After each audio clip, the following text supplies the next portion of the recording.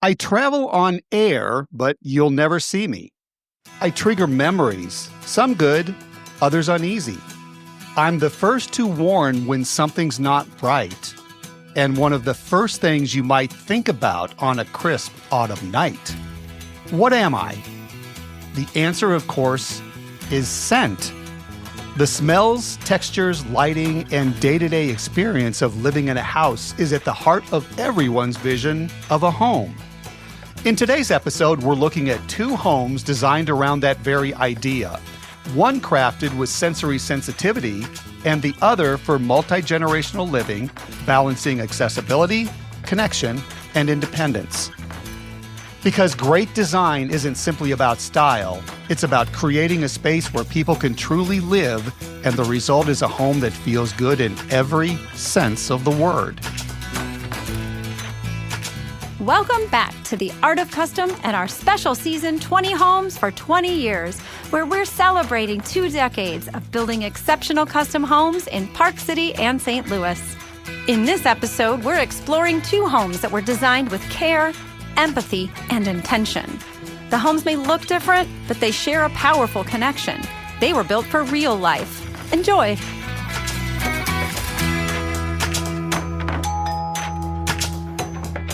When most people think about designing a custom home, they most likely think about finishes, floor plans, and maybe even square footage.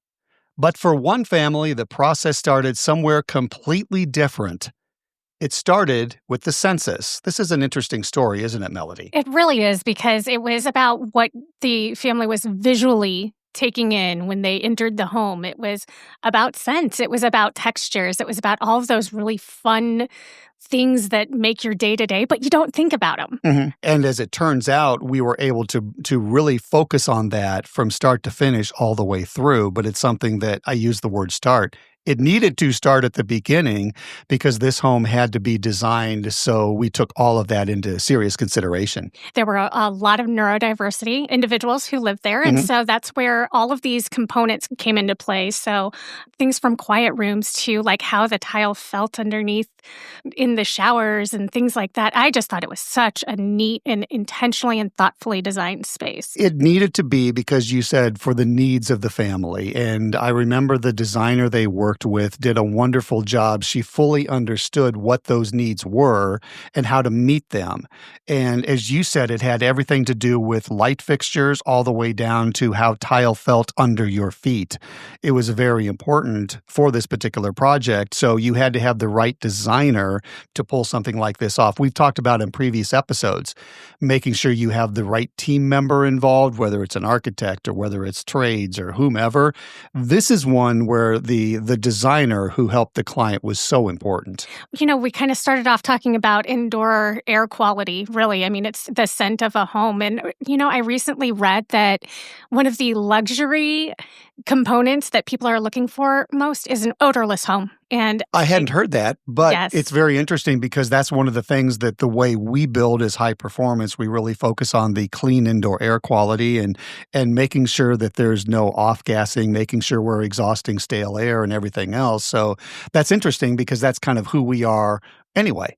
A lot of people who are neurodiverse have double exceptionalities. And so scent, light, things like that, it impacts the senses. But, you know, keeping the air clean because of allergies and things like that is super important. We even have a home that we're designing in Tuhei. Similar to, you know, needing the indoor air quality if you have allergies or asthma and things like that.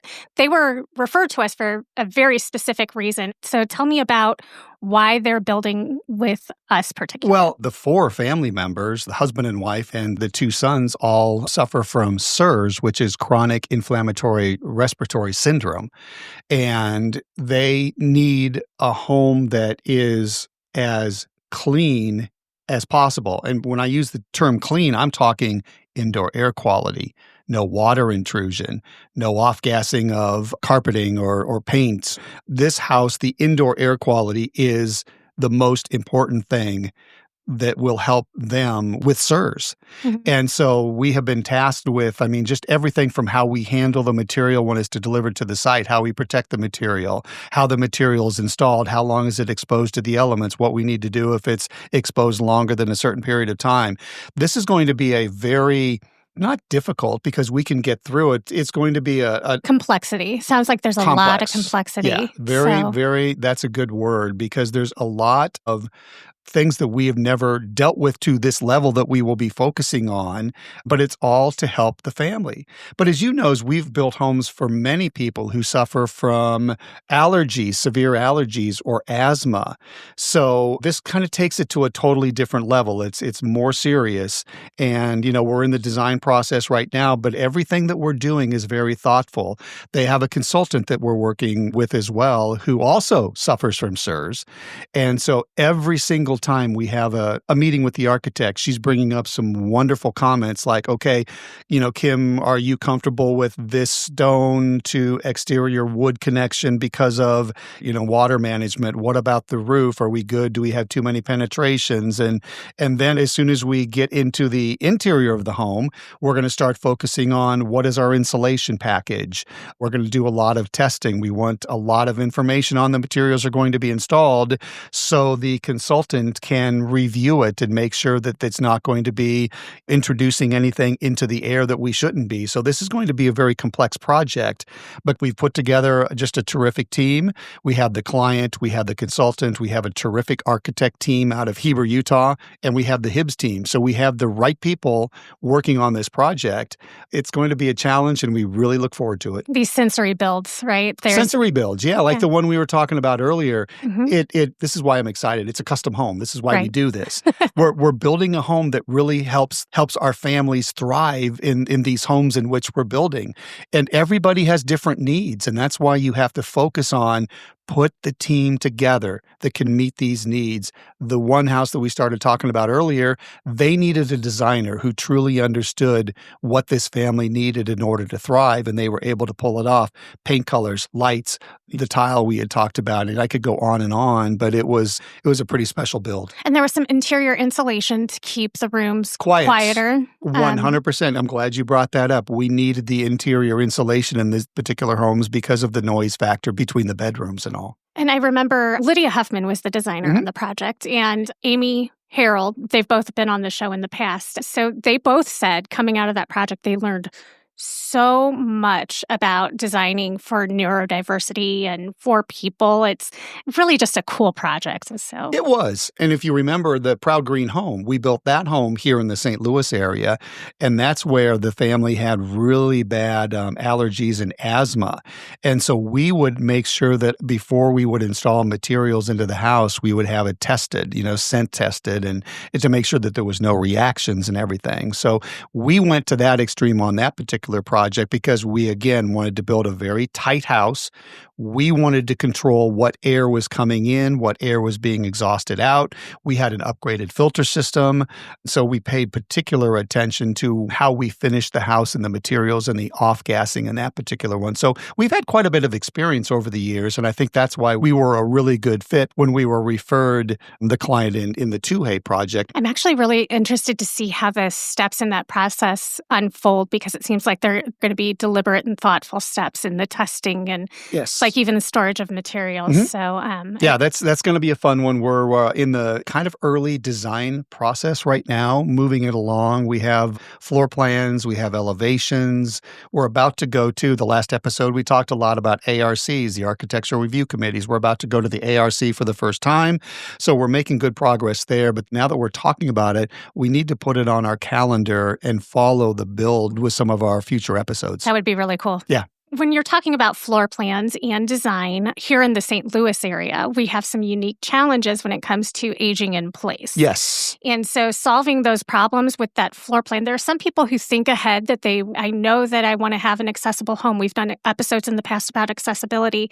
One of the things that I'm hearing so much more about, though, is multi-generational living. Yeah, in both markets, but it seems like we're hearing more about it in St. Louis. As a matter of fact, we have projects right now where we're working with two separate families, and each of those projects, there's two separate builds going on. So, you talk about multi-generational, they want to live near each other or they want to have a larger home to live together. So that's something that's very common. Even the builds in Park City, they're thinking down the line, legacy homes, making sure there's enough room for the kids to be able to come back when they grow up with their kids.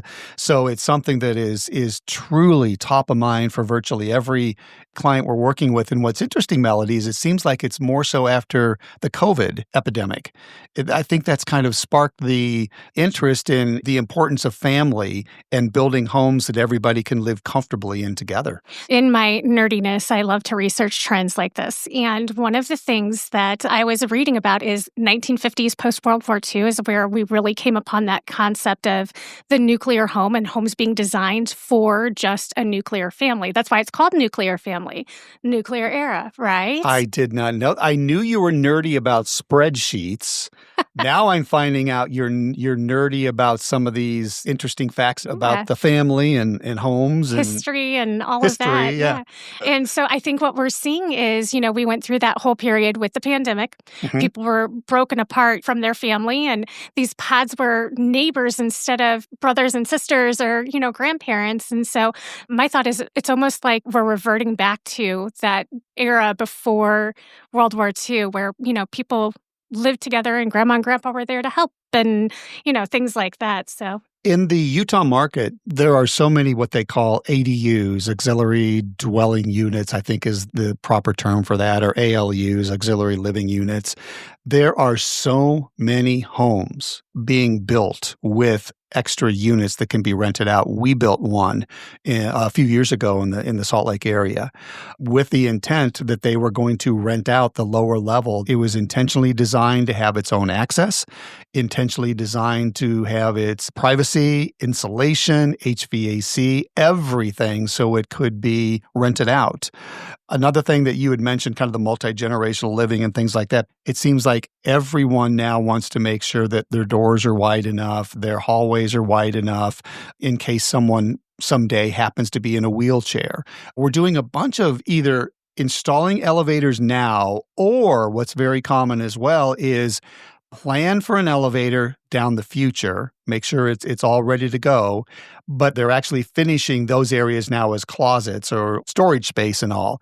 But down the road, if they need to add an elevator, it's very easy to do because the infrastructure has been built out and ready to accept an elevator. So there's a lot of things to think about when you're building a home. And if you really need someone to help you above what your builder and or architect can do, there are consultants out there who are very good at helping you, read the plans and understand the plans and make suggestions on ways to change it just for what you might need down the road. And we have kind of a checklist. A couple of our folks are pretty used to building homes that have that accessibility. So, zero entry, extra blocking for grab bars and things like that. I mean, even going back to that first house we were talking about with sensory, I know some families who have neurodiverse children will have extra blocking in their floors so that they can hang swings and stuff like that down in the basement and do all kinds of things. So having a builder that understands that accessibility and people-first design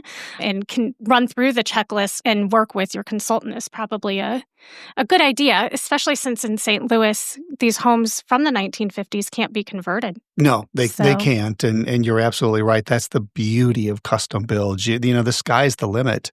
And just find that really good builder that's your partner and work together. It's just a fun experience to be able to develop and build the home that's just perfect for you and your family. And that's what we've learned over the past 20 years. I mean, that's what this season of our podcast is about, is looking back at some of our favorite projects. And some of these sensory builds, as we call them, is definitely top of our list. So in this next story, we're going to share how thoughtful design helped a family stay close without feeling crowded, right? So if we were talking about some of those old homes, they're the owners of Dogtown Pizza, the Shaper family. Mm-hmm. And Dogtown is such a vibrant, unique little pocket here in St. Louis, and they did not want to leave that. Again, the home wasn't able to be renovated in order for their mother to live on the first floor. And eventually they wanted to retire there and use that first floor home. So we're going to bring in Rick and Meredith Shaper to talk a little bit about their build.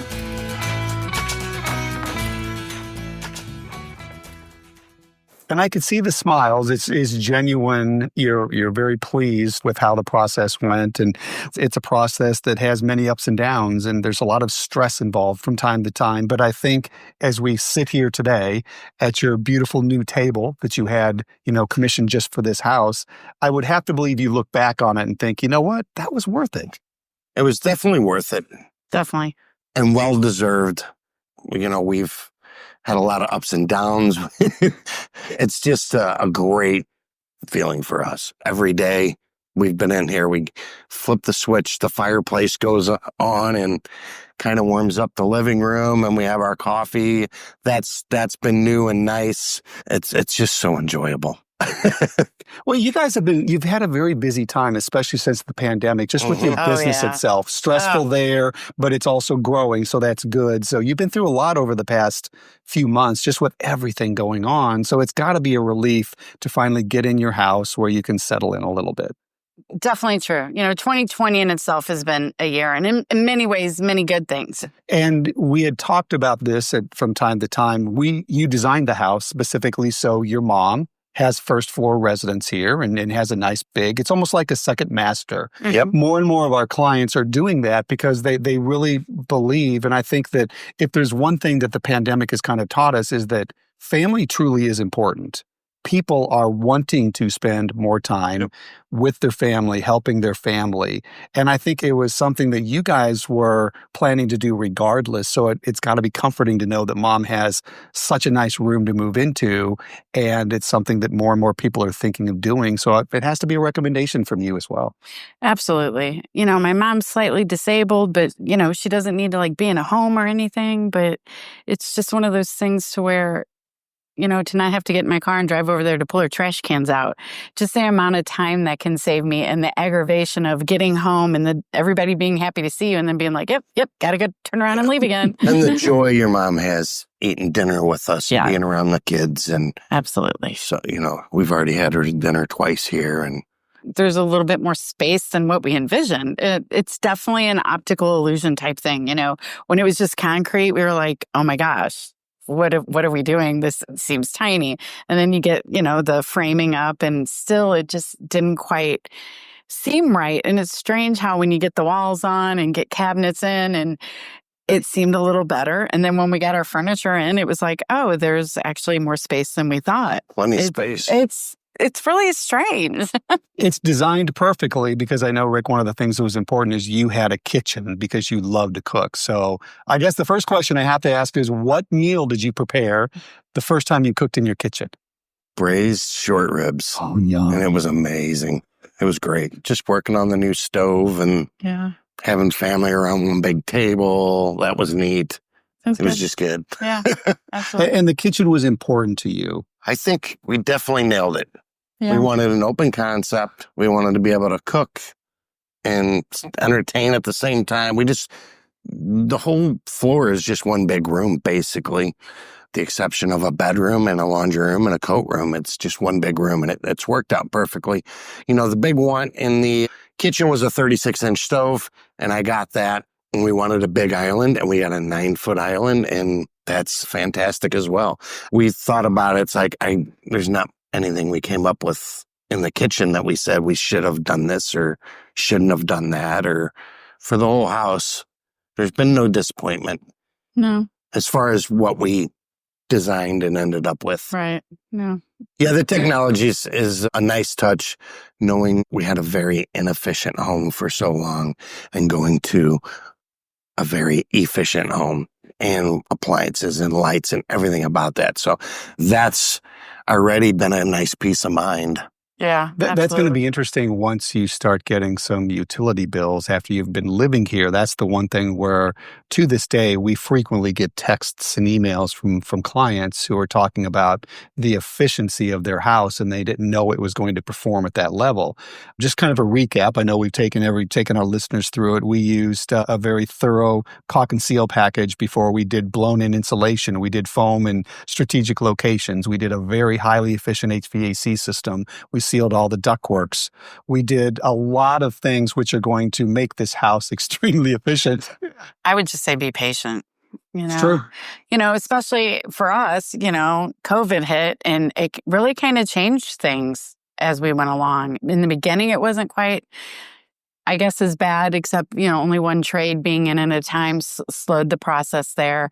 But then near the end is just everything being longer to get supplies. I had people saying, did you guys already order your appliances? Because I hear that appliances are running weeks at a time. They should have done that already, Wood for the fence. Yeah, like that. wood for the fence, furniture, it's just everything's taking a lot longer. But still at that, just having patience, period, having never been through the process ourselves, not knowing what to expect and what we were getting into, we just had to sit back sometimes and Trust relax. the process. Yeah, and trust in it. So It's hard And to that do. it can be hard because you don't know what's coming up. And we talked about that before. You had Chris Pedigo. Chris Pedigo is the project superintendent. And it really does. I think if there was a takeaway that our team learned as well is that, really helping clients understand what the next step is, what's coming up next, what to expect is something that while we try to do a real good job of it, sometimes I think we can do it better.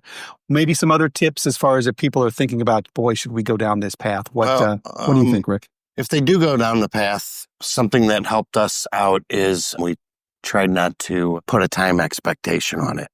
We didn't want the stress of having a deadline from day one. Like, we have to have it done by this date. We didn't get to that until the last 30, 45, 60 days. Yeah. Because you're fortunate wanted enough. our house. So I was going to say your house went under contract. So at that time, you really needed to know when can we move into our home, and that's where I'll bring Chris in real quick. I mean, of course, from a scheduling standpoint, talk a little bit about how difficult it is, especially with COVID and everything going on this year. Yeah, it's definitely a challenge. I mean, I think every trade that we had on this house experienced a shortage at some point of somebody being out or questioned or quarantined or at some point during this process. So it definitely adds some additional complications to a deadline. And fortunately with this one, we were able now to overcome those and get it done in time. But there was definitely an added challenge. Was there anything about this build that you remember the most? I wouldn't say remember the most. I would say early on, just the unique challenges of the initial lot and, finding the cistern and overcoming what was in there. And just once we got the foundation in and got started, I don't think there are any bigger challenges other than our trades. When COVID really hit hard, everybody wanting only one person in a house at a time makes it definitely a very unique challenge to finish a house with one trade at a time, for sure. Let me ask each of you first, and I'll start with Meredith. The one favorite room you have in the house and why? That's hard. Could it be your special deck? That is very, very enjoyable. But I'd have to say my master bedroom, period, with the combination of the master bathroom. I just find it very relaxing. I really find it to be like my space to relax and be calm. And I had mentioned the deck because just so our listeners understand, you have a large deck on the main level, but then we also have another level upstairs right off the second floor, which is something you wanted. It's much smaller, much more private, and you plan on using it to have a lot of friends over so you can just kind of sit and talk and relax and enjoy each other. All right, Rick, favorite room and why? I want to say the great room with the kitchen because I enjoy cooking and entertaining, but it's going to end up being my garage, my finished garage. And you're off to a good What start. started this whole thing is we were going to build a massive garage in our backyard of our forever home then, and it would have took up the whole backyard. And so that's what started this process for us, that and knowing we had to take care of our mom. But yeah, we finished the garage, as you've seen, and that's going to be my hangout, my man cave, where I could display my antique tool collections and my motorcycles and stuff like that. So I'm excited to get my garage together. So what was the most difficult part of the whole project? Was it selections? Was it design? Selections were sometimes selections, a little difficult, simply having never had to go through that type of process, and especially trying to envision everything together when it's being picked out weeks and months apart. And I mean, there was times that we were I don't remember what floor we picked. Which floor did we go? It was like just trying to keep everything straight and then being fearful that nothing was going to look good together. I can tell you everything looks It great did together. come together. It did Absolutely. come together. Rick, do you agree with that as far as the selections? Yeah. Don't want to change a paint color. At this point, we haven't said, oh, we should have done this. And, that's what makes you feel good about the house is we've come in and, we set up our main room and our master and we're relaxed and we don't feel like we should have done something different or anything. It just feels right. And that's nice. I think that one of the key things for any successful project is to have a project manager, construction superintendent, if you will, who guides you through things. And I know this was, as we talked about, particularly challenging. But Chris, as you think back on the project, what comes to mind for you that you think will stand out the most? I think we had a really good working relationship, Rick and Meredith and I. The communication was there. They knew if there was and like any custom, there was issues, there was questions, there were problems that came up, and they knew they had a spot they could reach out and voice that concern and know that it was being taken seriously. And if it was a problem, it was corrected. But I think we worked very well together in that aspect. And Rick and Meredith were very good clients to work with in the fact that they had a lot of similar tastes and similar like-mindedness about the project and the direction it was going. I think we're a little more involved than other clients. I'm just saying, we were here every single day.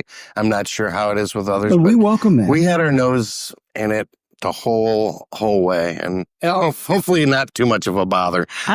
I'll tell you what, I left this morning to go to work for the first time really since we've moved in here.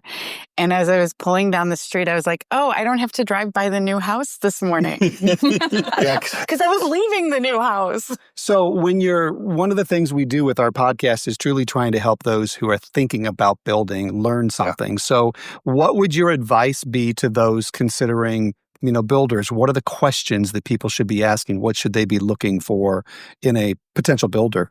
Well, I think that they should find somebody who is willing to help them create the vision they have. And, that's why we went with you guys, because when we came to you with our plan, you're like, we can do that, we can do that, we can do that. We felt comfortable with you guys. We felt confident that you were going to be able to do that for us. And, especially it being a custom home, we didn't want one of the cookie cutter houses that are already all around us. We needed something that would fit our needs. So we had to have somebody that was willing to adapt and help us put it in a structure. What made us seal the deal is, I'm going to tell people, you got to follow your gut and you got to feel right. And when we met with you and your team, it felt right. And we met with other builders and it just didn't feel right. Kind of. And I've heard that before. It's almost like you can equate that to many things you do in your life. You kind of follow your gut. You get a good feeling about it one way or another, and you just trust your instincts, so to speak. But I think from the perspective of just talking with other clients, I think communication is one thing that's pretty crucial when building a home. Not a production home, if you will, something that's a little bit different. I think you have to have confidence that if you need to communicate with any of the team, that they're going to get back with you, that they're going to say, at a minimum, I don't have an answer, but I can have an answer for you in such and such a period of time. I think that, that's crucial. I think having somebody on the job site every single day is also crucial. I know that there's a lot of builders who don't necessarily have the personnel to have somebody on your job site. And I think that that's crucial because things can change overnight. And there's times where Chris might be here in the morning and not back until the next morning when things would happen overnight that you guys might have seen that Chris didn't even know. So to have somebody that's available to be on the site every single day to communicate with you guys, I think is crucial. I said, so the hard question is, if let's say 10 years from now, if you decided, we've outgrown this house for one reason or another, would you go the custom route again? Or do you think it might be, let's just find an existing home and buy that? I would build a custom house again. I don't plan on it. And I don't blame you after I've seen this and how comfortable you are. And it's perfect for you guys. I wouldn't do it again. What's neat about the layout we ended up with and the tall ceilings, everybody that's walked through could swear that this house was over 3,000 square foot.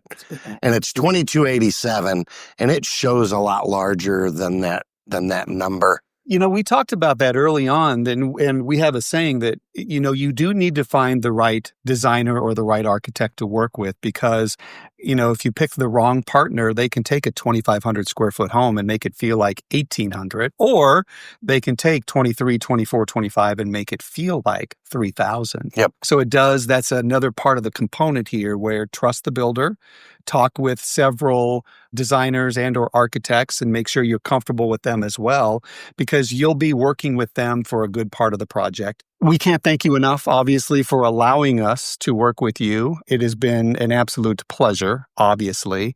And we just feel very blessed and very thankful that we were able to kind of take everybody through the process. And you guys allowed us to interview you. You were honest. You were very fair.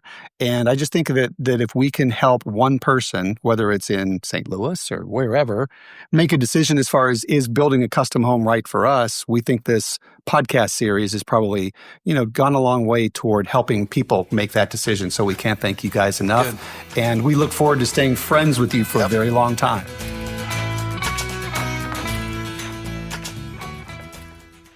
Melody, what I really liked about that build was how important this neighborhood was to the Shapers. They live it, they breathe it, their business is in it, their company is named after it. You use the word pocket community. It's such a special pocket community in the St. Louis area. We were so pleased to be able to build them a home that they could live in for years ahead and plan ahead to make sure it was going to be accessible for them when they needed it.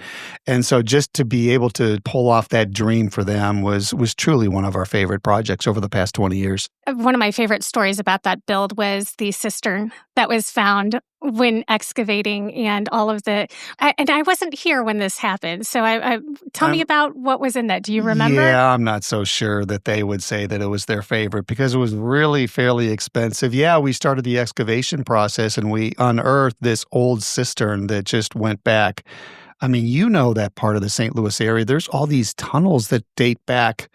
How long? I mean, you're the historian of the group. How long do those tunnels date back? Well, I know you get as far as downtown St. Louis, and they used to store beer in the 1800s down there in the limestone because it stayed cool, and because St. Louis, even back then, could get really, really hot in the summer, and didn't have air conditioning.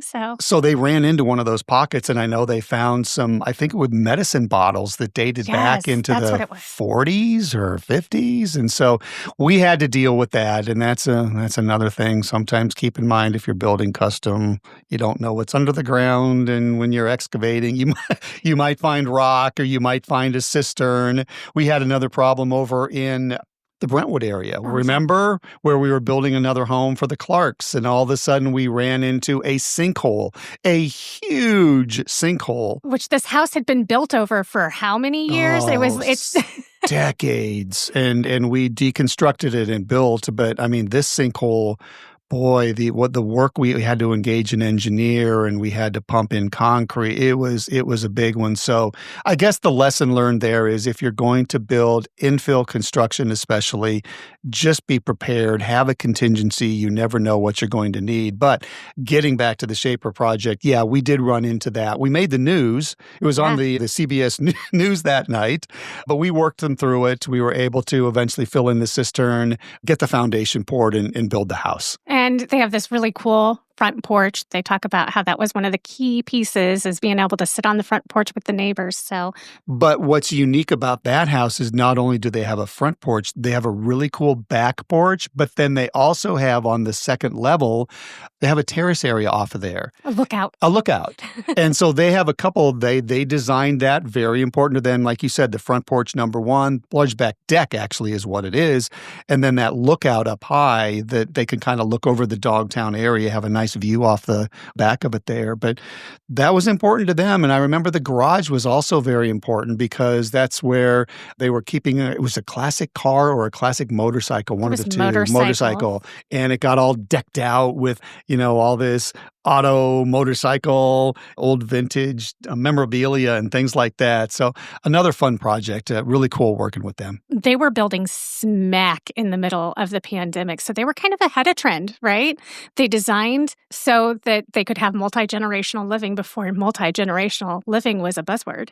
I was enjoying the podcast very much, and especially the conversation about sensory and multi-generational, but you keep bringing up cisterns and sinkholes and everything else. So I'm on sensory overload right now, Melody. I feel like we have to be honest about the process, right? Knowing that, the challenges are what teach us. That's true. So. But no, it was a great project.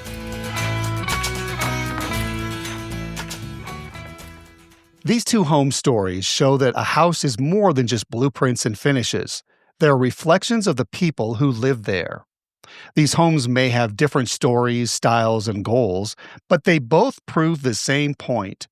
Great design is personal, and the best designed homes are the ones that start with listening and understanding a homeowner's goals. Whether you're building a space for sensory needs, multi-generational connection, or something uniquely your own, the beauty of custom building is that your design and build team is there to help you craft a home that supports how you truly want to live. And thanks for joining us for our second to last episode of 20 Houses for 20 Years. Don't forget to find us and subscribe. And I wish someone would just call me at 844-HIBS20. Just leave me a message. And find us on Reddit.